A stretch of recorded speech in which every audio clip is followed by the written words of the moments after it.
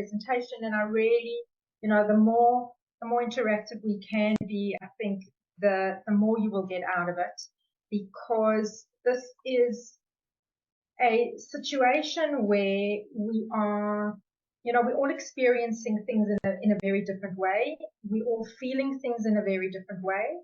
And no two people is going through, even though we may all be, and we're all living in Israel, none of us are experiencing this in the same way. And it's not possible for us to. And I think one of the key things more than anything is to feel that whatever you are feeling or experiencing, that those thoughts and feelings are valid, without a doubt. I was on a call with a client at 11 o'clock, and she said, now that things have escalated, she feels better. And so, for some people that will feel safer, like now she feels like we're doing something, we're engaging more. And for other people, that's more scary. So, there's so many different aspects to it. So, I see one or two more people joining. Hello, Charlene. How are you? You're going to be in the background, and that's fine. Unless at the moment you are the only non-South African on the call. How does that feel? I don't know if I should be honored or upset. No. Or change my accent. That's okay. We love you anyway. Okay. All right. So, Manessa, thank you for joining. I know your camera's off. If you prefer to keep it off, that's okay. I'm going to mute you if you aren't speaking, but you have the ability. I hope. Let me just make sure. You can all unmute if you want to. Yes. Okay. All right. As long as that's it. Okay. All right. So there are a few thoughts that came up for me, and I actually wanted to do this call already a week ago. And when I thought about doing a call about the vagus nerve and tools for stress management, which is something that I speak about, and that Viv has been on a call with me before about the vagus nerve and stress management tools. I think Charlene's even heard me a little bit about this.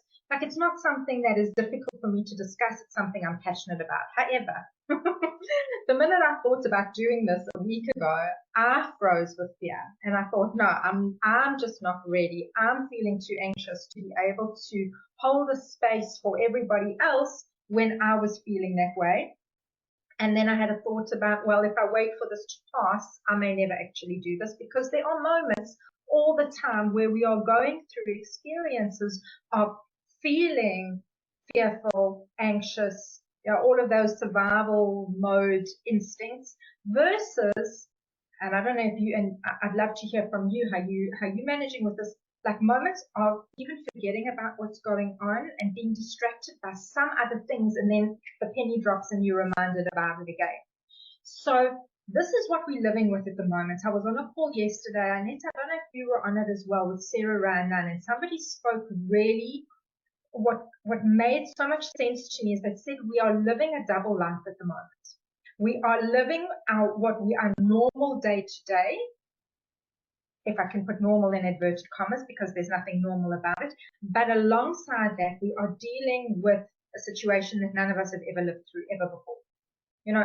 Maybe aspects of Corona, yes, but never really experienced it. And how we show up in our daily lives is equally affected by both of those. By the need as women on the front lines with our families, whether we have children on the front lines, whether we have family members, whether we have, everybody is experiencing this in a slightly different way. Plus, together with running a home, being responsible for ourselves, being responsible for family members, and some of us are even holding this together in the broader space of a community, especially if you are involved in volunteering or you're involved in in whatever aspect with the effort to support the greater community as well. So we are feeling this on many different levels. We are feeling this physically in our body. We are experiencing this time emotionally with the thoughts that we are having and how we are thinking about the situation. Nina's just joined the call. Hello, Nina. And when I read your post, Nina, on Facebook a day or two ago, and you said you have a go bag ready at the door, I was like, I haven't even thought about that. Is that something I need to be thinking about? Everybody is experiencing what we are going through in a very, very different way that is unique to you, which is normal for every aspect of life. Even in our normal day-to-day lives, we're all experiencing things differently. And together with that comes different stages of how our body responds to stress. So under normal situations, in a, and I put in inverted commas, a normal world, we have normal daily stresses that are unique to us as well. In the group of women that I work with, which is 40 and over, we have an even added stress of hormone fluctuations and changes, which add another whole dimension to it. It takes normal stress that maybe we would be able to cope with a lot more easily in our 20s and 30s. And now, because estrogen is rising and falling and progesterone is slowly declining, all of a sudden that stress that we would normally have just got on with in our 20s and 30s now becomes so much more compounded because of these shifts and changes that are happening inside of our body. And there's many reasons for that, and I don't want to go too much into detail with that, but part of our stress response determines whether we are handling those symptoms and those changes well or in a more compromised way. So on a physiological level, I'm going to, those of you who don't want to speak, that's fine, but I'd love to hear from you, if you can, just to explain to me, perhaps, we've had 3 weeks of this. The sympathetic nervous system response to stress is threefold. We either fight, we either flee, flight, or we freeze. And everyone experiences this in slightly different ways. And there may have been times in the first week where all we were ready for was being frozen. Some people responded by fighting, the volunteering, the running to the front lines, the doing. They're those that fled away from it completely and hid away from it completely because that was a safe space. So I'd like to go around between all of you now and just, if you can, just give me an idea of where you are holding right now. And if you are finding that on any given day that you are fluctuating between different, parts of this. So if you don't want to speak, that's fine, but I don't know who wants to go first, or do you want me to just call you out like a teacher in class and put your hand up? Josie, you look like you're ready to unmute, so I'm going to start with you. Do you want to unmute?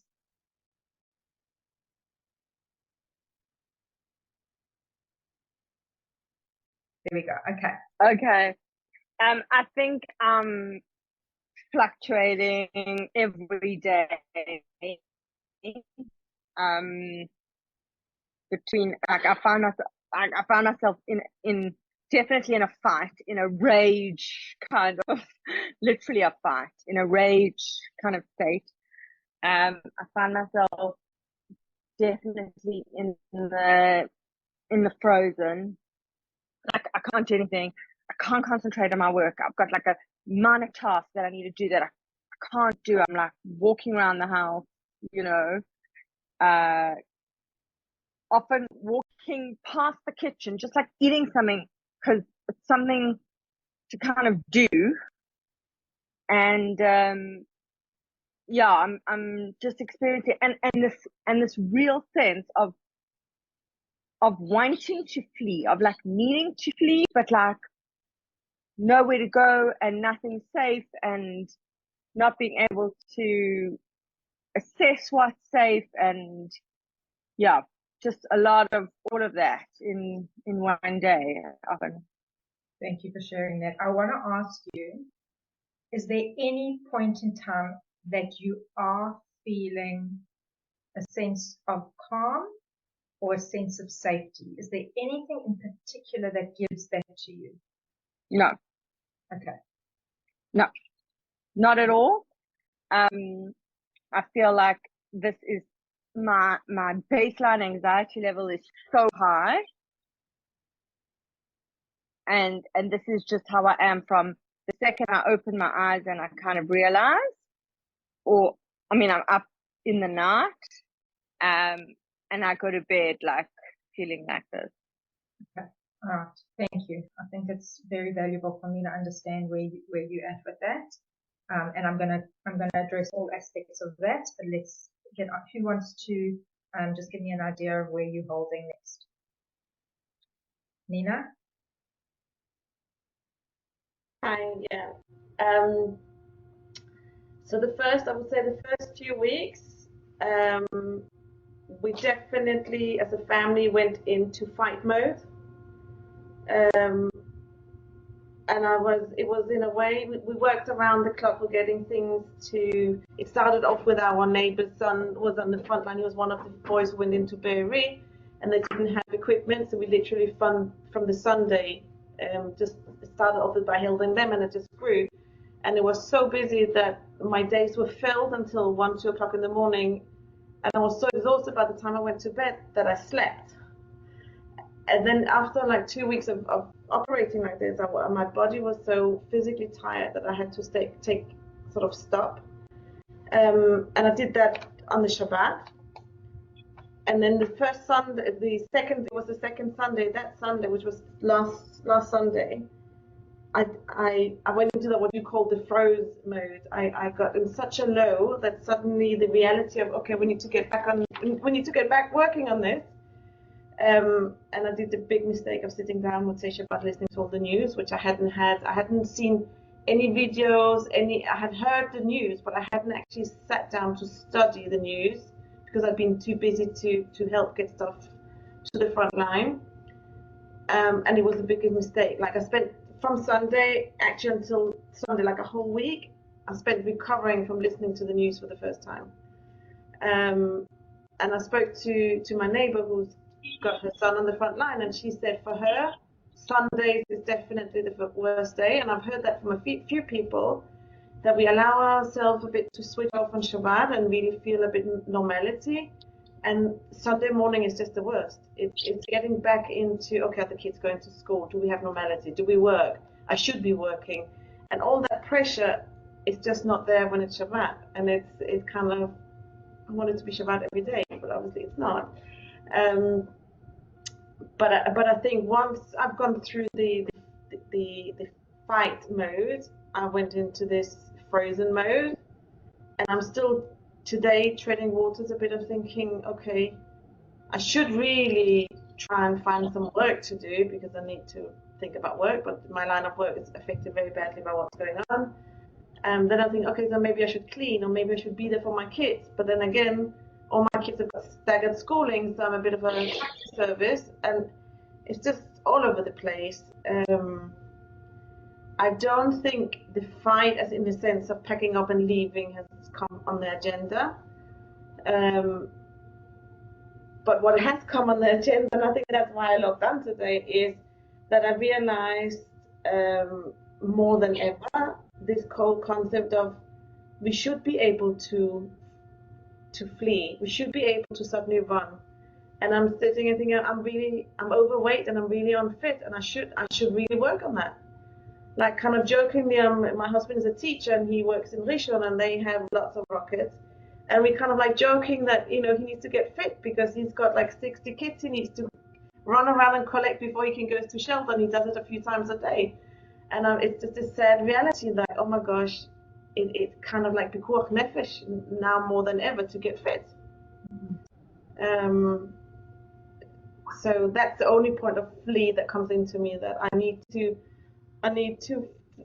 flee the fat body to be able to survive this war. That kind of, crazy way. Yeah, it's interesting how everyone has some kind of a aha moment of what becomes important, and I think that's something that we're gonna get to as well, is experiencing what we are right now we can have two different, responses to it. One is, why should I care? Like, if I eat that chocolate, if I eat those chips, if I eat those cookies, what difference does it make?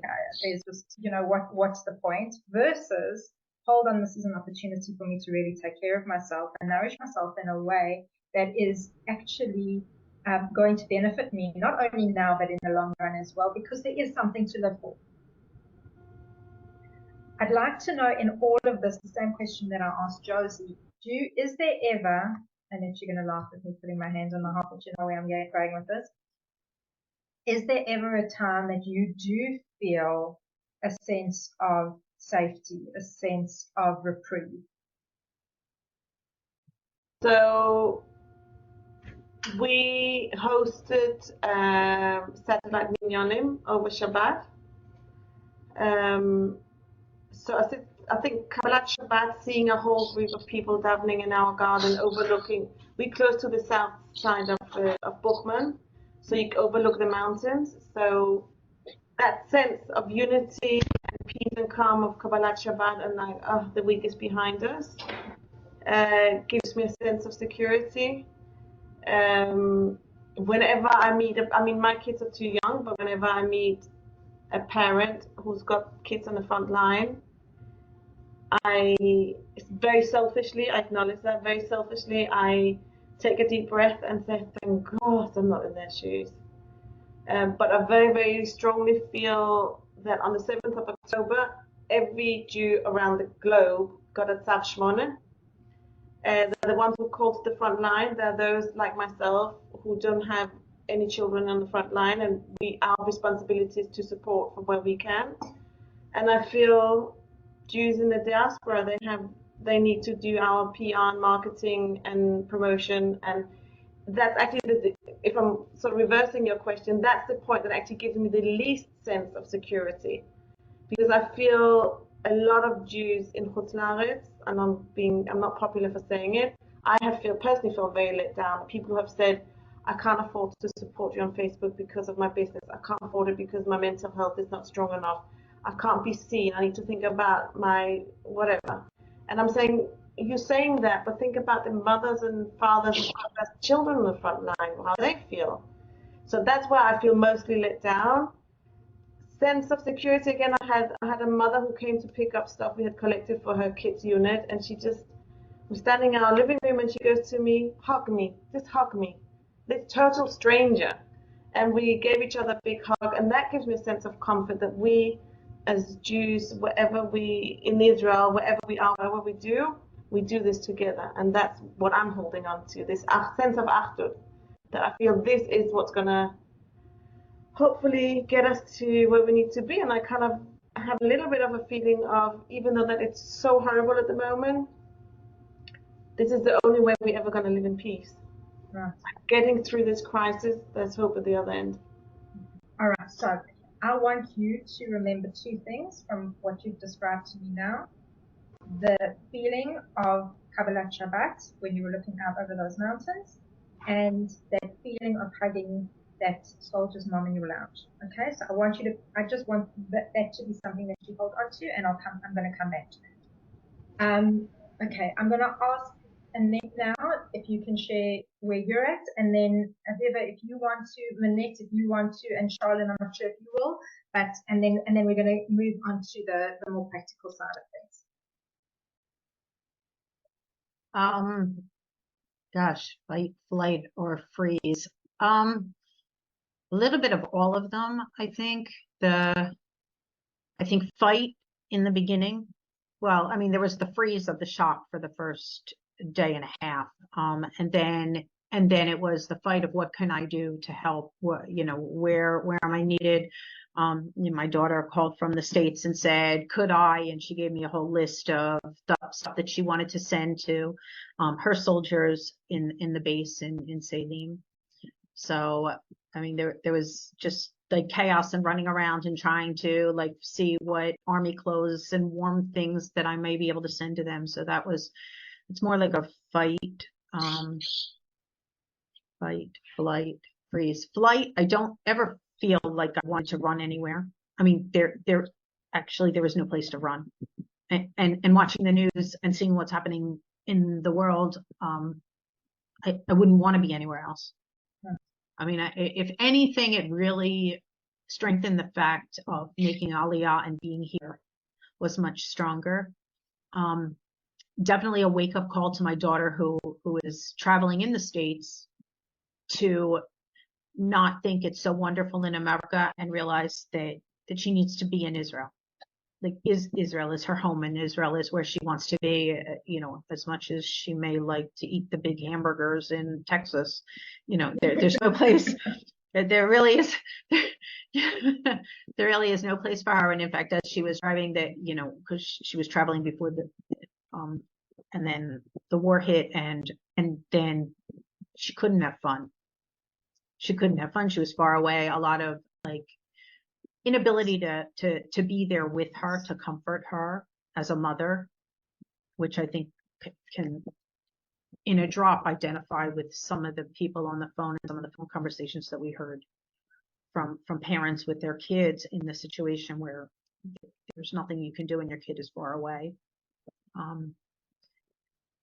As far as moving forward, it's getting back to work, trying to stay focused, listening to my body, what I need and what I don't need, taking deep breaths. If I need to take time off, I take time off. If I don't feel like I'm a writer, if I don't feel like writing, I don't. There isn't any kind of urgent deadline that can't wait. So just a lot of regrouping, listening to myself, listening to what I need. Food has no taste for me. So Justine will tell you, like even dark chocolate is not appealing. Yeah, I'm putting things into perspective, setting priorities, learning to take care of myself first so that I could take care of other people, listening to my body and what I need, just moving forward slowly. So that's kind of where I am. So I think it's very important what you've highlighted here, and it's something that I'm noticing with a lot of my clients and a lot of people that I'm speaking to, that people have either lost their appetites or they're craving food and eating emotionally. It's like there's this polar opposite, and sometimes you can have both on the same day. But a client that I had earlier today, when this all happened, she completely lost her appetite, and now her appetite's coming back. And she caught herself eating Doritos for lunch the other day, and she realized, hold on, it's not something that happens often, but she was just aware enough to say, okay, I'm starting to crave things now. This is moving into another phase of the stress response. And that's where you are currently, the same question I asked to Josie and Nina. When do you feel, if ever, a sense of being at any peace or calm?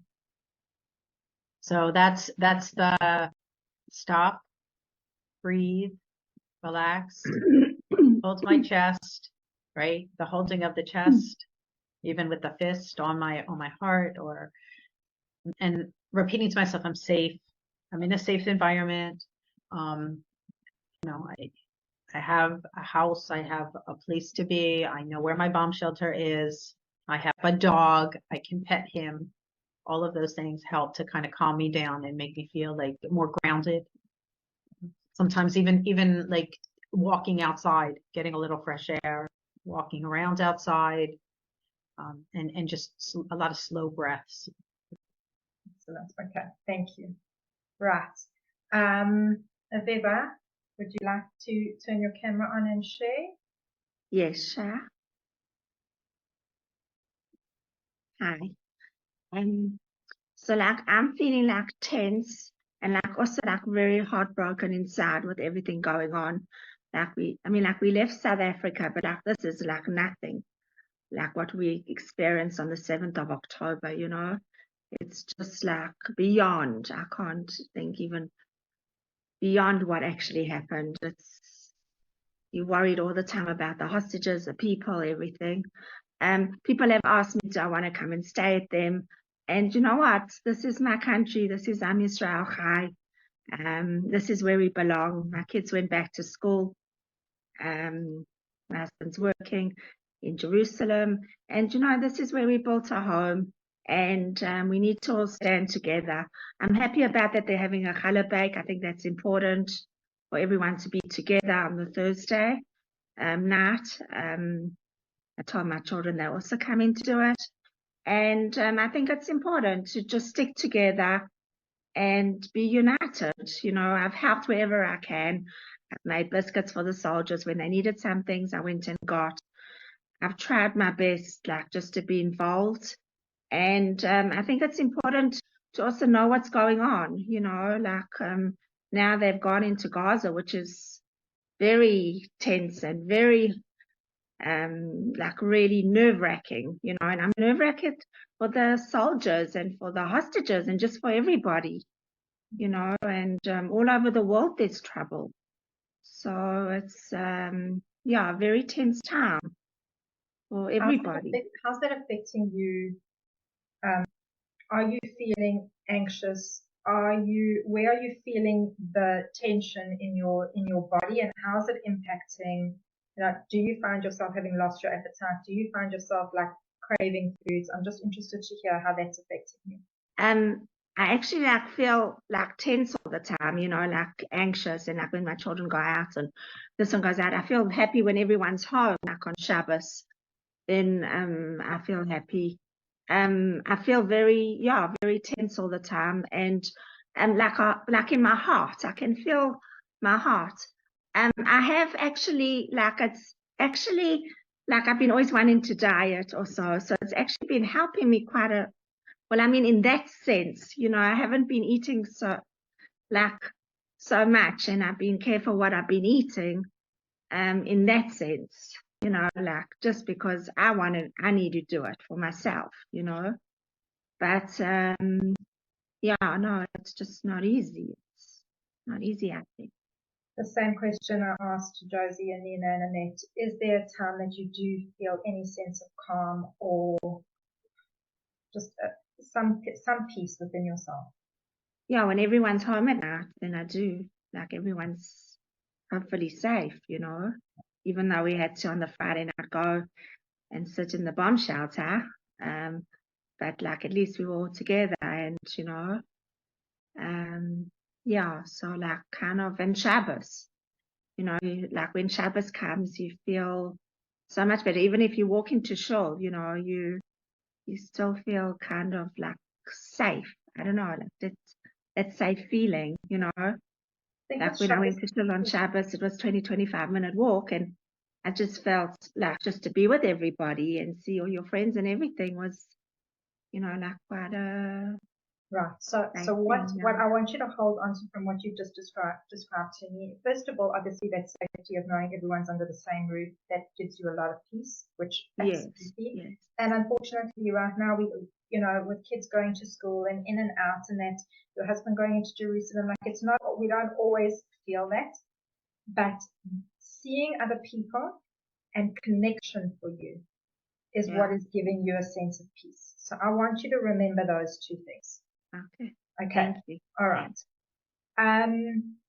Manette, are you? Yeah, I'm happy to speak. Great. Just put my camera on where I'm sitting. Okay, no problem. I guess like the things, I mean, I'm struggling with a lot of things. At the beginning of all of it, so I quickly went into like doing stuff where I was trying to donate things and like in the first week and whatever. And then I realized I needed to just stop doing that, like from a point of view of like going out, and I've done like a couple of little things, but not any, like not sort of doing what I was doing at the beginning. And I'm feeling, I mean, other than like this intense sadness that it's not leaving, I'm feeling really angry. And I don't like feeling angry. I hate feeling angry. And I'm very angry. I'm very angry about a lot of things. I mean, mostly like, you know, everything that's happened, but like it's also spilling over into some other things. So I'm trying not to let it. At the beginning, so I live with my mom and my son, and there's issues for both of them, and I basically have to be like the strong one. Like my mother was so impressed with how I'm holding everything together, and I'm like, I'm not holding everything together. You just think I'm holding everything together.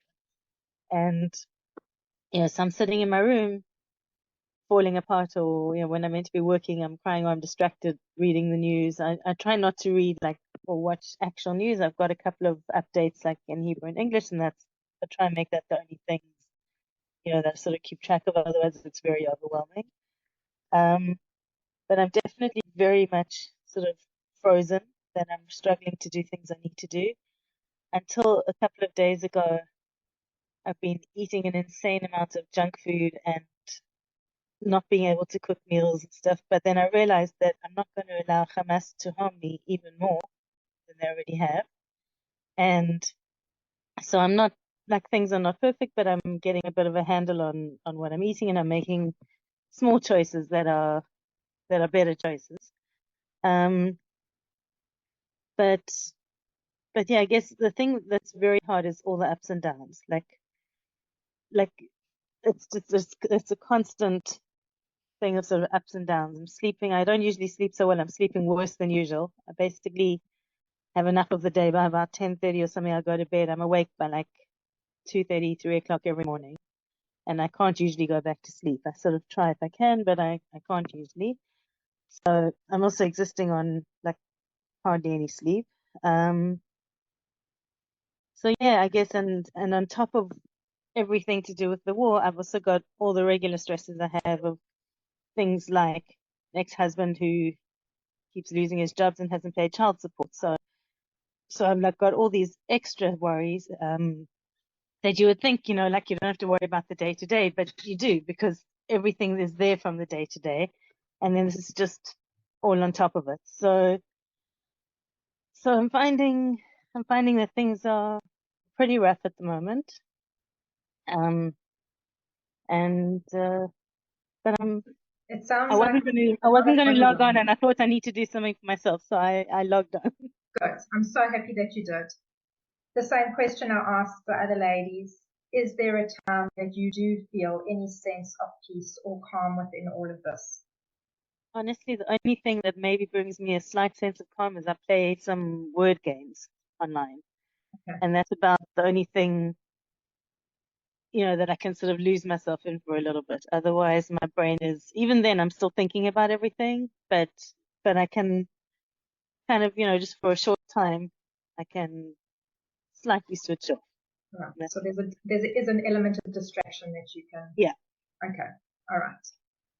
So I love that you said that you chose now to nourish your body more and not let Hamas determine whether you're going to be unhealthy or not. And I do think in the greater scheme of things, it's not only a message for now, but just in general, because one of the things that we are all feeling more than anything is a sense of being out of control.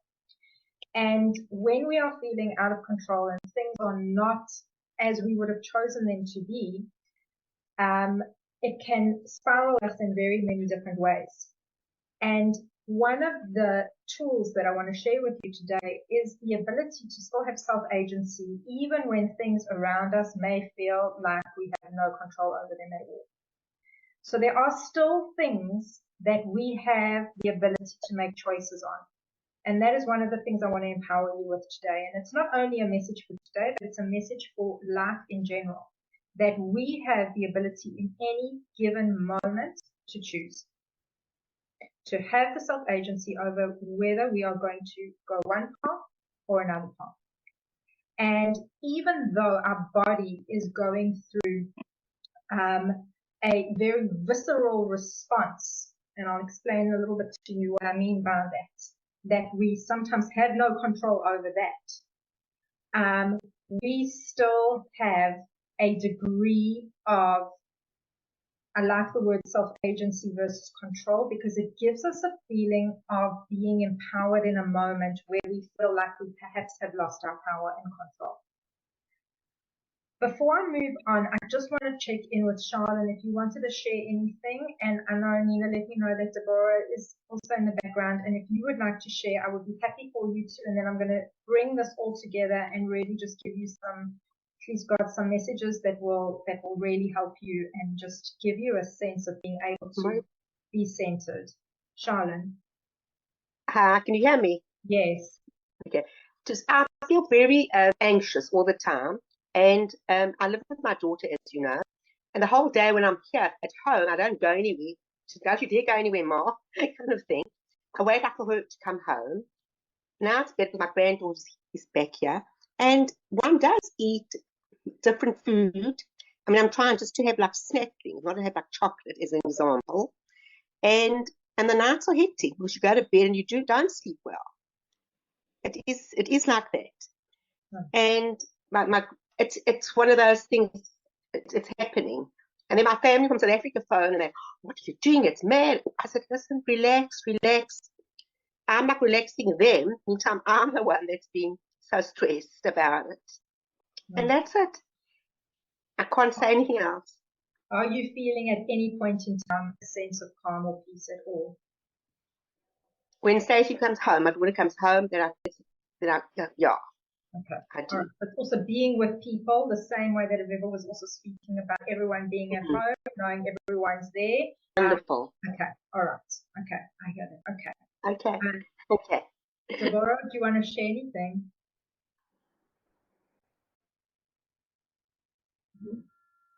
Hi. Hello. You're the surprise guest, the one I didn't know was there. It's lovely. We're working together actually, so. Yes, I know you are. Yeah. So the first day or so, I was completely shocked and frozen and hurt inside. And then I started to want to help as much as I can. So I, all over the place with Nina a lot.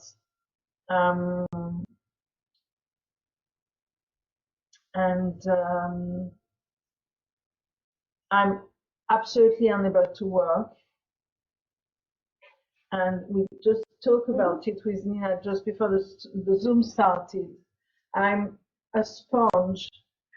I will never, ever be able to be a therapist in my life because I feel extremely strong, all the feeling around me and all the sadness and the pain and this is just burning me from the inside now.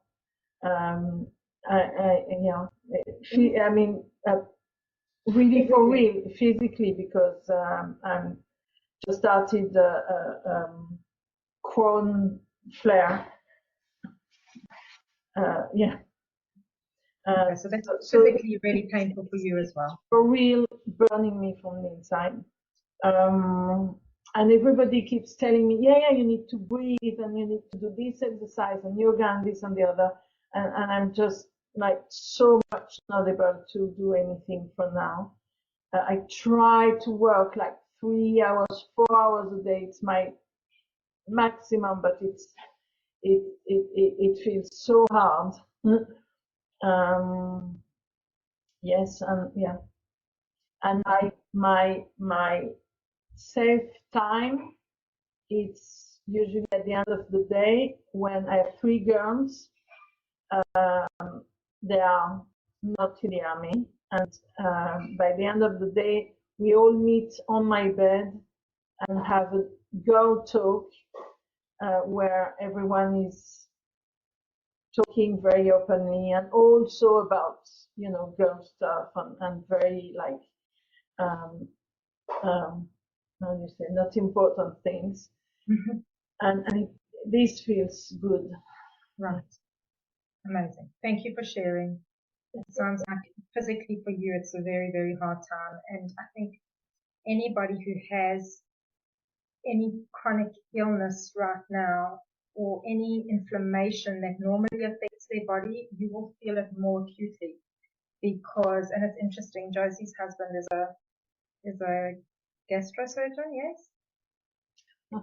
Yeah. So that's a good contact to have.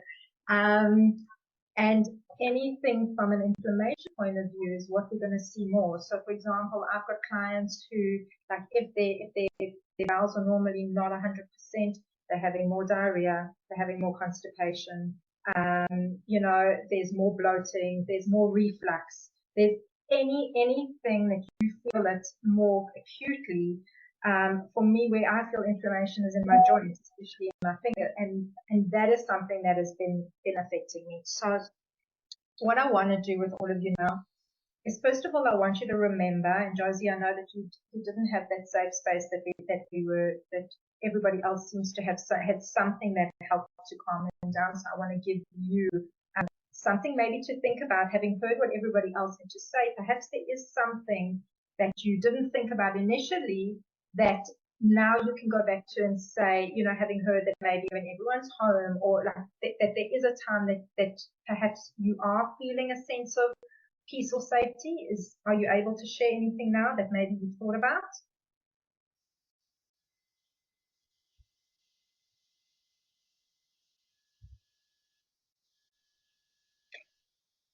Oh, hold on, I think you're going back onto mute. I think when everyone's home, definitely. I think yesterday having all the kids at school and different schools and sirens and being home and worrying how they were managing at their schools.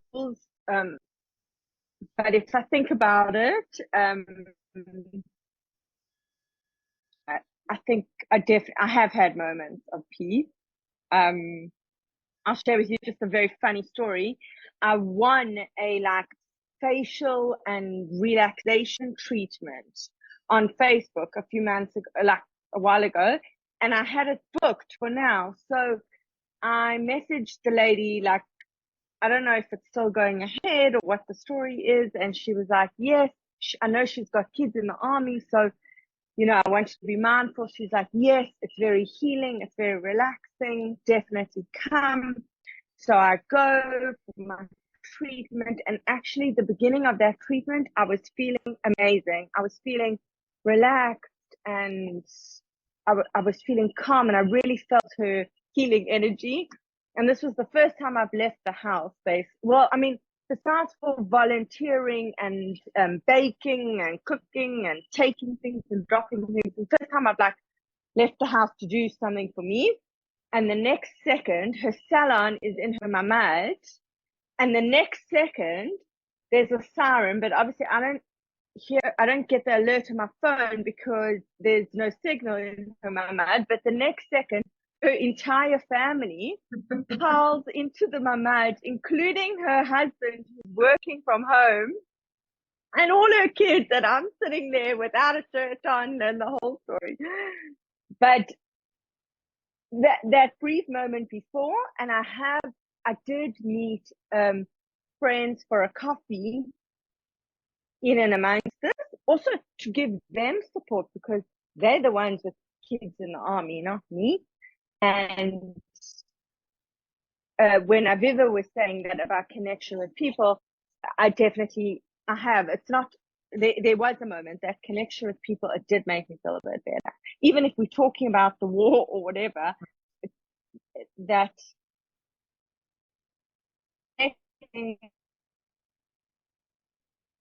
Oh, it's breaking up a bit, Josie. I'm saying that connecting to people helps. Right. Okay. So there are two very important things from what all of you have shared. And that is that when you are connecting with other people, that gives you a sense of peace. When you are giving of yourself to somebody else, whether it's to, the volunteering or whatever, and I'm not telling you to go and volunteer if this is something that is not easy for you. And I think also in the beginning, when we gave so much, it can also have caused a depletion as well. So I think there are people that have given so much and now are feeling so incredibly depleted as a result of having done a lot in the beginning. So connection and giving are two of the most important qualities, human qualities that make us feel like ourselves, that make us and help us to connect with our inner essence of who we are. And one of the biggest messages at the moment, and Nanette, when you spoke about the fact that you're not going to let Hamas determine whether you eat poorly or not, is that we have the ability, which I started speaking about, to choose in any given moment how we are going to handle a situation. So what we hear, what we see are sometimes not in our control. The amount of time we spend on social media, what we consume on social media and from the news, I think when you are, like Deborah is speaking about, you are such like a sponge, you are such an emotional person that you absorb pain from everybody else. I think it's even more important then to monitor how much you are exposing yourself to things that are not in your immediate world. Is it still important to know what's going on? Yes. But for example, like having on your phone, like the red alert that goes off and beeps every single time there's a rocket, if there's not one in your area, that can be incredibly triggering and that increases anxiety. Reading on the news every time there's a news flash or an update on your phone, that can also reinforce these kind of things. So whether it is having pockets of time during the day where you allow yourself to say, okay, for 10 minutes now, I'm going to allow myself to go into this area of being aware, knowing what's going on, but then I'm going to move out of it again, I think is one way of managing it.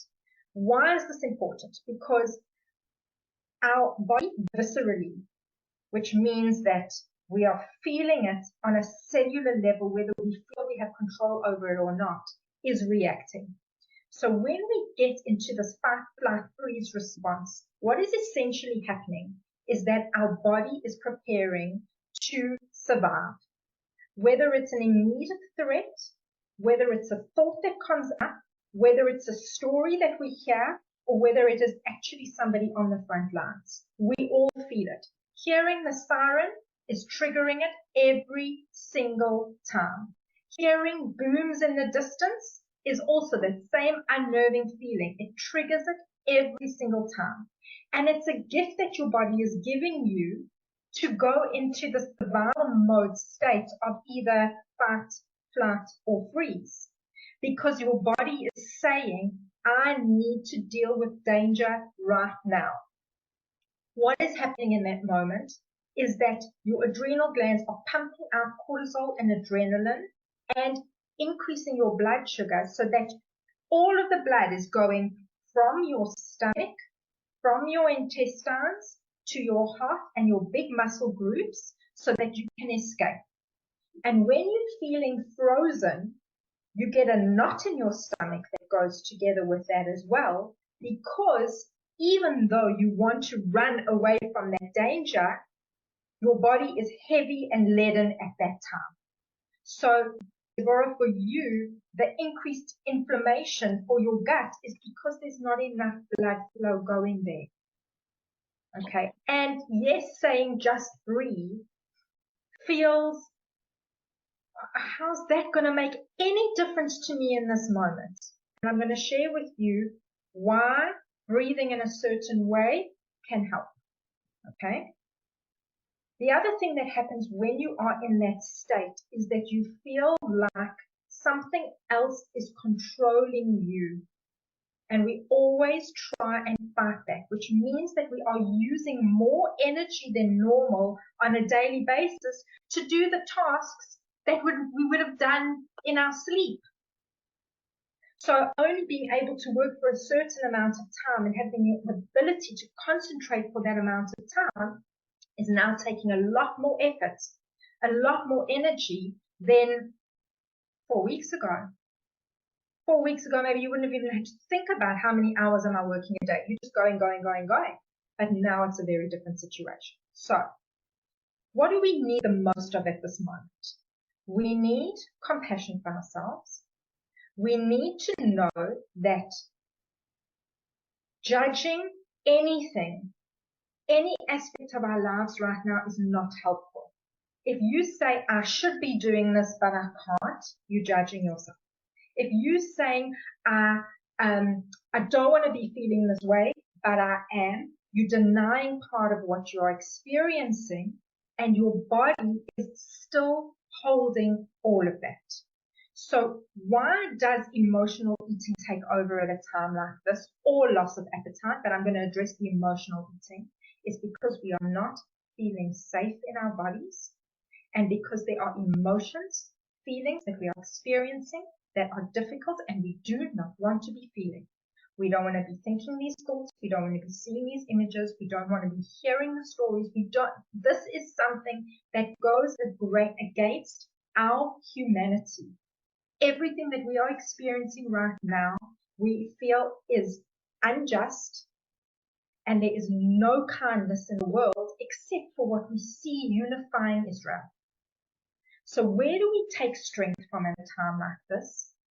Is, Nina, for you, hugging that mother, that was unifying, that was peaceful for you, that was connection.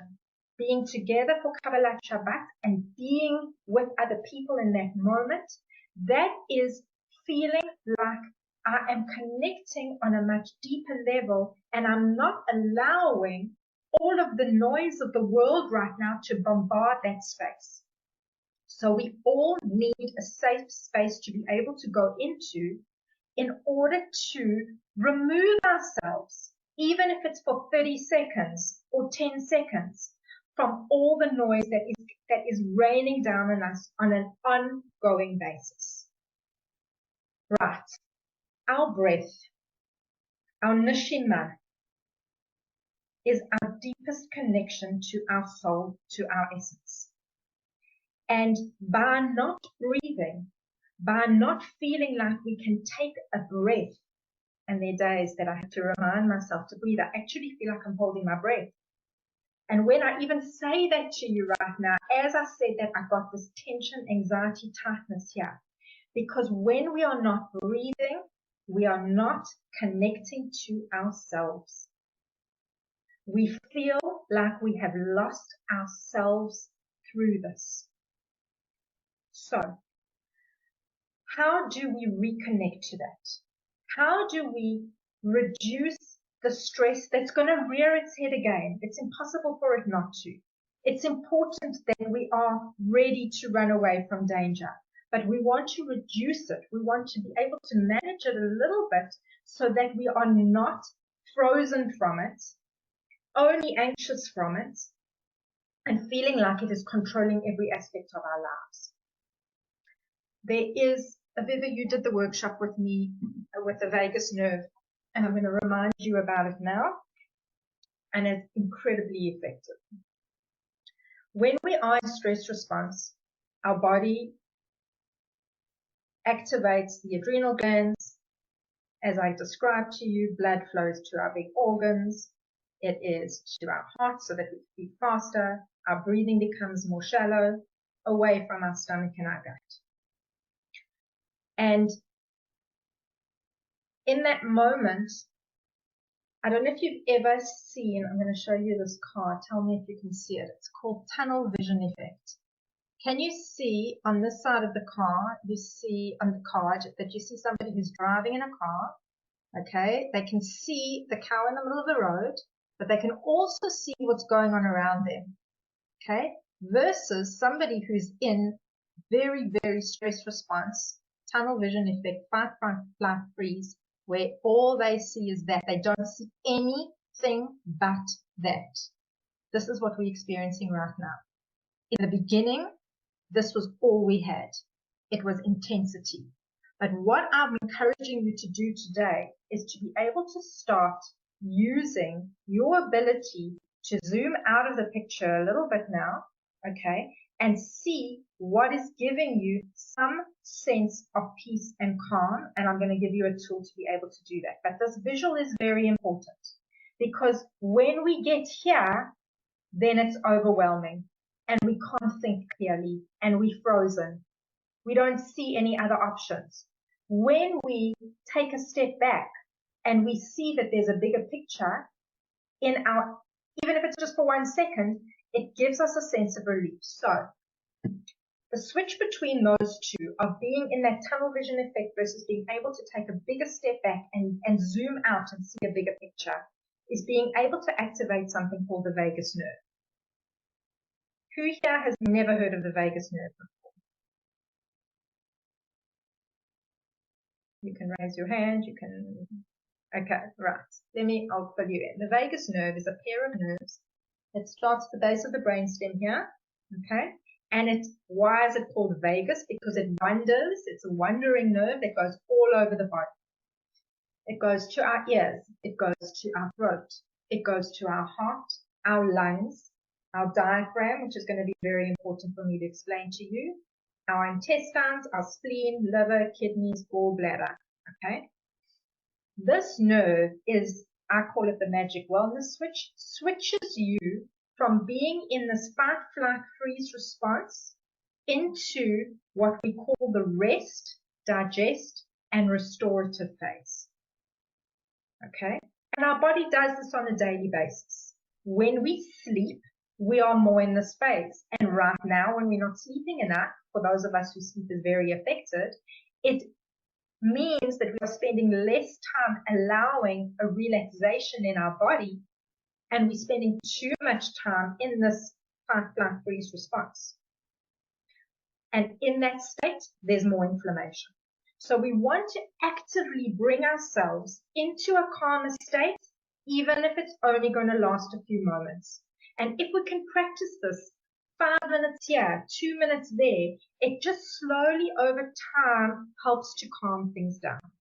So because the vagus nerve is attached to our ears and to our throat as well, some of the simplest exercises that people like to do, which I find effective, either is, the yoga hum, okay, is humming, okay. If any of you have found, there's one song at the moment that when I put that on, and thank God I've got a treadmill at home because I don't feel like walking on the road.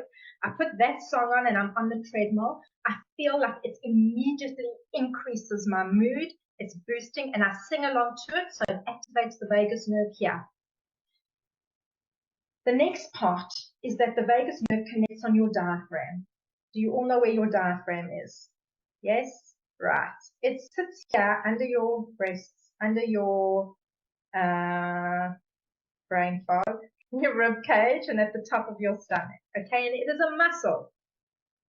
That vagus nerve connecting to the muscle means that when we stretch that muscle and contract that muscle, we are causing it to be, it's like switching on a light switch, okay?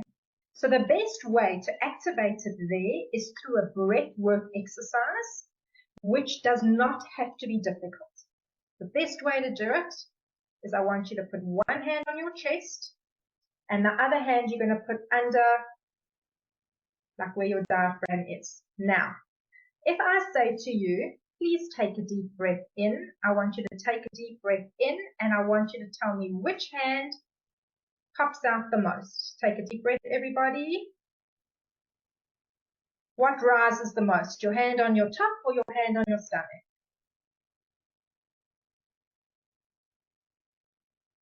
Your one on your chest, right. So when we say take a deep breath in, we are used to thinking, fill my lungs with air.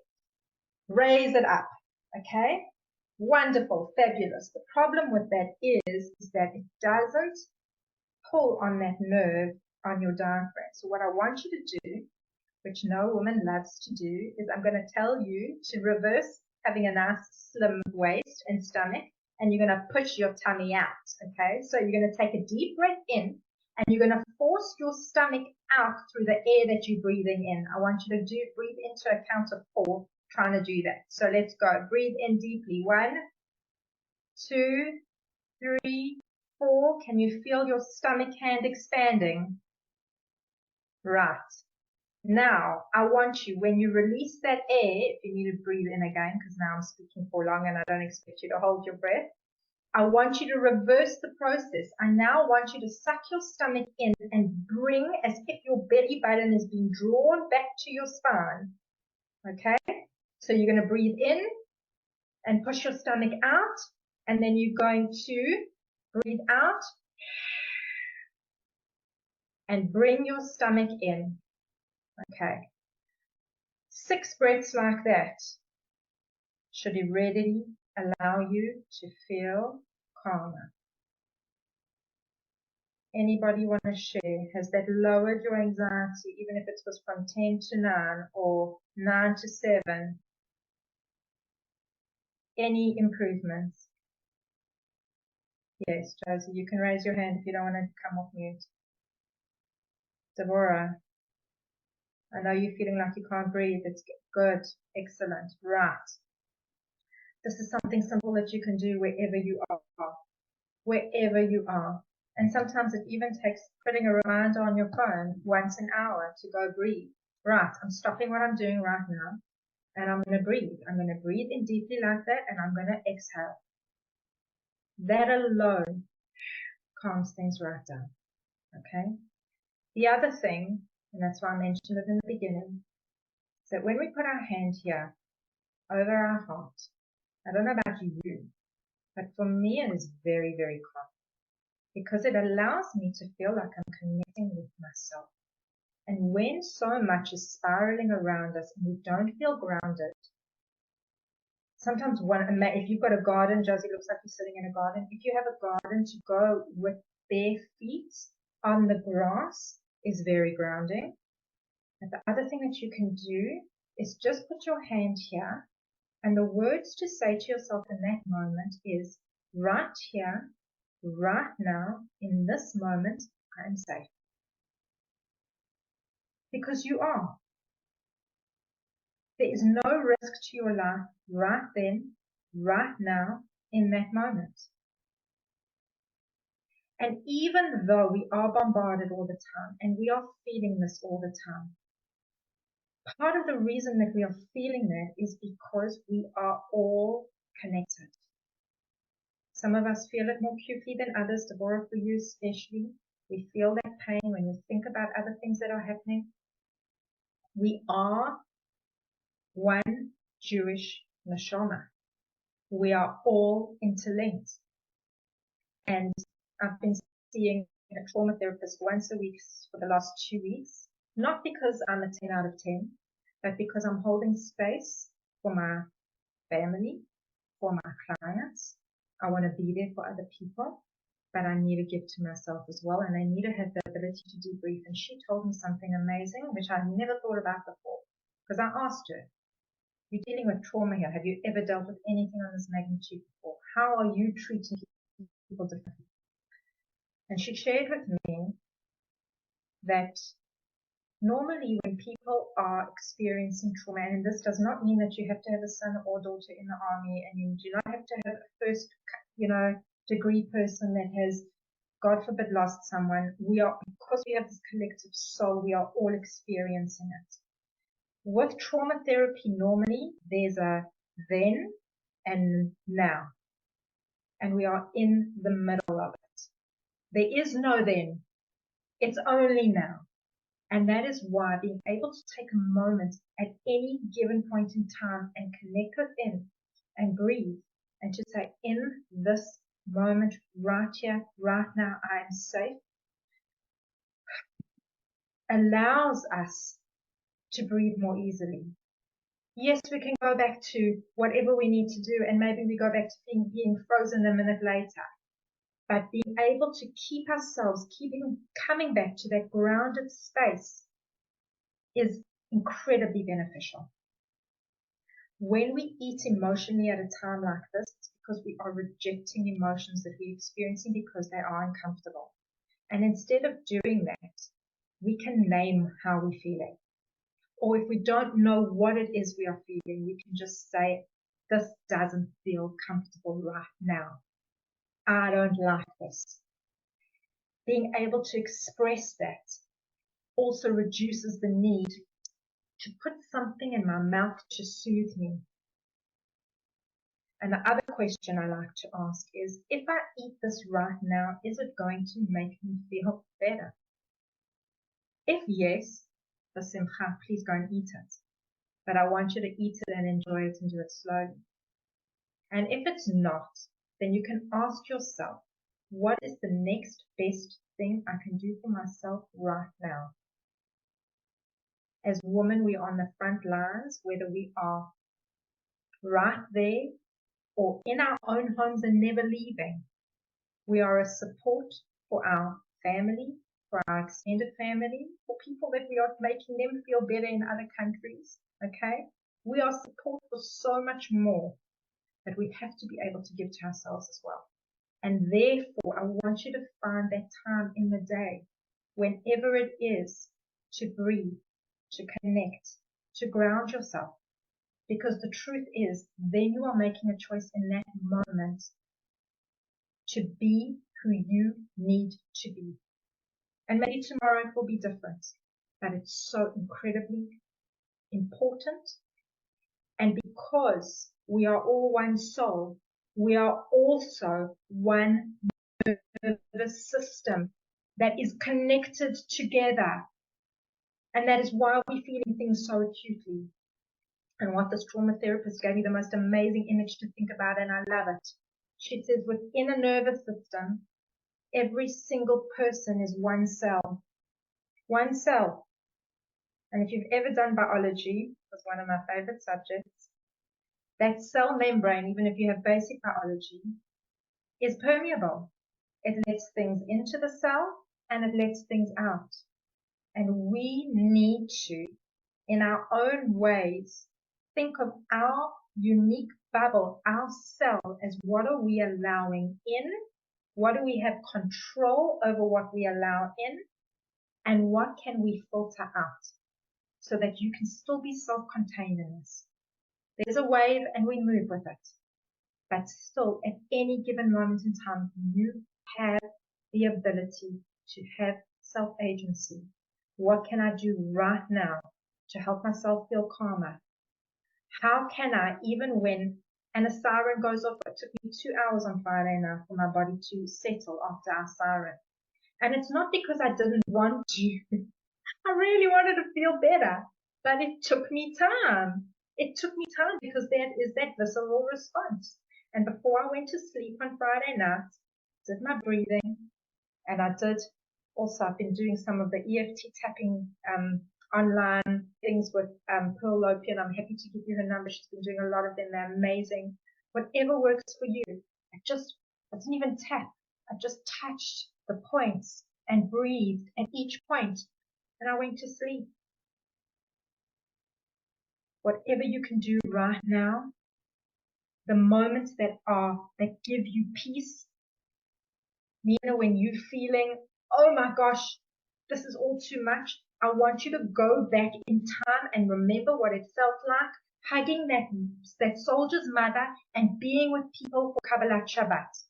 Because your body doesn't know the difference between whether you are actually living it right then and there or if it's happened at another time.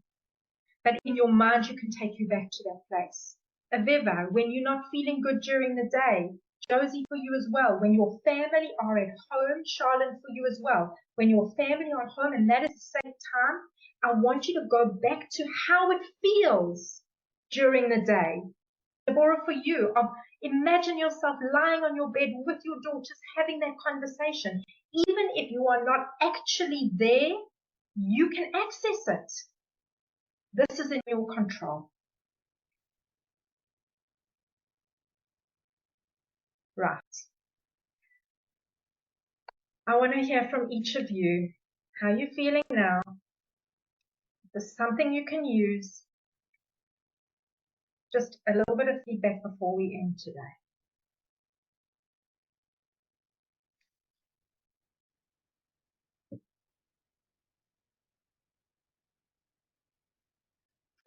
Okay, I'll speak. The truth is what this did for me now is it really just reminded me of a lot of things I actually know. Tools that I have been using some of the tools that I have, like I do tapping, I used to be a massage therapist and I worked a lot with energy stuff, so I do use tools, but sometimes, when you're in the middle of it, you forget to look after yourself. You get Totally. something like, so it reminds me that I must look at myself sometimes as a client and think of when I tell somebody. Right. But it's not always the easiest thing to do, but you know, it does help to remember that. So definitely I feel like I've been reminded of some tools that I had forgotten to use, and Good. I hope I will remember to use them. Brilliant. Excellent. Thank you. Pleasure. Nina. No, I share that it's kind of, it's information which is already in here but has been just totally suppressed. But I think I'm walking away from this session thinking that you're amazing, Justin. I'm like really in awe of what you do, and a sense of there's hope. We can do this. It might be that we need each other to lean on and support and tap into each other, but we can do it. It's manageable. We just need to learn and remind ourselves all the time that we have the tools and that we, yeah. Amazing. Thank you. Josie. And I want a recording because when I have my boo movement, I have to hear myself say, we can do this. Good. You'll get the recording. You'll get the recording. Josie. Thanks, Justine. I think definitely it took me from here. I'm in this heightened state all the time that, like, you know, they're building next to me. So every time there's a noise or a bang or something, I'm in such a heightened state of anxiety, and I think it just took me down a notch. The breathing really helped. I think I'm breathing. I don't think I'm breathing deeply enough. So that was just a reminder just to engage my diaphragm and like take the breath all the way down, not just up to here. And I do feel a bit better. Thank you. Good. My pleasure. Okay. Yes, Charlotte. You wowed me. I really feel so much better since hearing this all. I've actually made notes, and I'm happy you're going to have a recording of it. And I'm sure this is going to really be a big help for me. Good. I really feel good. Thank Good. you. As Wonderful. always, Justine. Of course. I also want to say thank you so much. Yeah, it's really helped, and I am feeling a little bit better already. Good. And thank you. My pleasure. My pleasure. So I would like to say that I had the benefit of working with Justine. So when all this started, I actually used all of those techniques, the breathing, the relaxing, the feeling, the breathing from the diaphragm and stuff, taking time, listening to my body, all of those techniques and she didn't make me come today. I just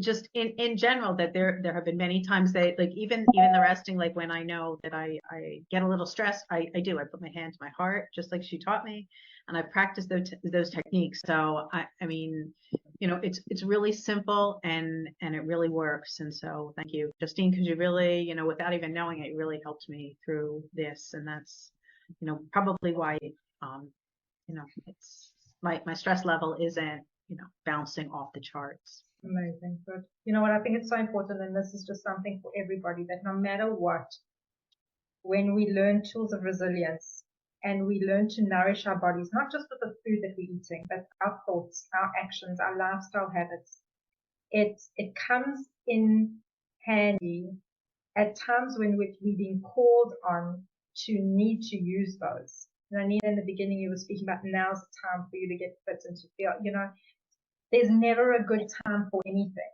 There's never a perfect time to say, okay, now I'm going to take care of myself.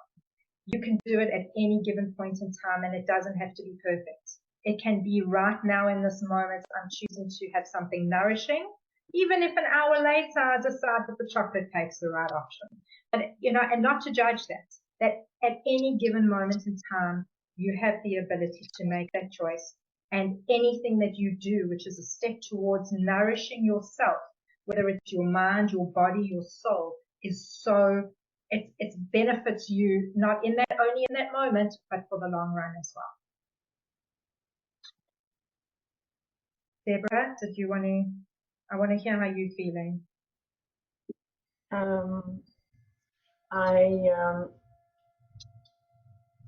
At the beginning of the day and for the whole week, I was really not in a good place. We had the work session. We supposed to have a work session, and I didn't want I didn't register to your Zoom, and and Nina said, no, it's important. We need to do this, and it's funny because when you say that the world is like sometimes pointing you something. This morning I had a discussion with my auntie from France, who is specialized in EMDR and other things. Wonderful. She started to talk to me about this breathing thing, and I started to cry because I even didn't want to hear about it. I can't breathe. Don't ask me to breathe. I can't. And for some reason you just managed to do it. I don't know. Thank you. Brilliant. It's amazing. Amazing. Good. Well, I invite you all to be in touch with me if there's any questions that you have, if there's any extra guidance that you need. We are all here for one another in this time and space. And I just wish you all to feel safe, to know that we are all unified, and to draw on that strength and resilience that we have. I'm going to cry now as a Jewish nation, because we are all in this together. Even the eggs that Josie posted on Facebook yesterday, where it says B'yachad Nenetzach, we are. This is who we are. This is who we are, and we can draw on strength from one another. And for me, one of the things I'm focusing on is filtering out the negative dialogue that's coming from the rest of the world, and just sending good vibes to everybody else in the world. And I'm so grateful that we are all in Israel. And yes, we are all affected, but we are together. We are all together. So just have a wonderful, wonderful day. Thank you, Justine. In touch. Okay. Thank you Well, so for much. giving yourselves the gift of this time, because that's exactly what it is. Thank you so much. Thank you. Justine. Thank you so much.